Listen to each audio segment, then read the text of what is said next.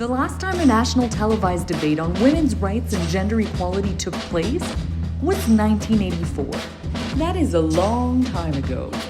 It was the time when driving an Aerostar van on your way to jazzercise class was part of any regular Tuesday. It makes me feel like dancing.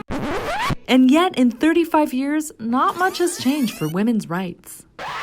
All over the world, women earn less than men. Sexism affects the jobs women have access to, the money they earn, and the way society values their work. What? 1 in 3 women worldwide experience sexual abuse or physical violence. Conflicts have displaced 70 million people worldwide, with women and girls facing increased risk of violence, exhausting workloads to ensure their families survive, and lack of control over decisions that affect their lives.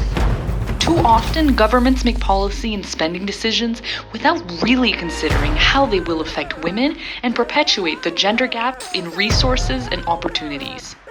That is why ending poverty begins with women's rights. There's no doubt we've seen progress in closing the gender gap and advancing women's rights, including here in Canada.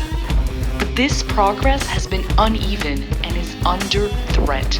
As we look around the world, we see women's rights under attack and governments attempting to roll back hard-won gains. This is not a time to be complacent.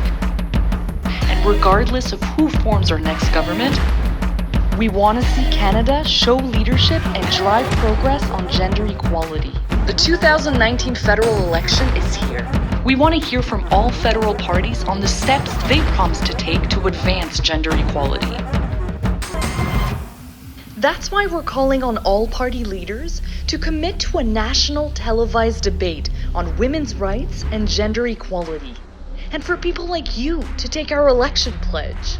Vote, champion, advocate. Much has changed, and yet women still face many of the same barriers today as they did back then. It is high time for another debate and for more action on women's rights. Visit OXFAM.CA/election and learn how you can make a difference.